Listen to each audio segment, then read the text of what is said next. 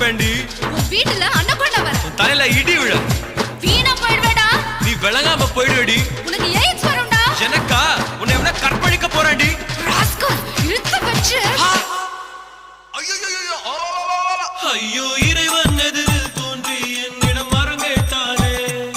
இந்த ராட்சசி எல்லாம் உலகில் ரகசிய இடம் கேட்பேனே. அந்த இடம் கோவிந்தா தான்.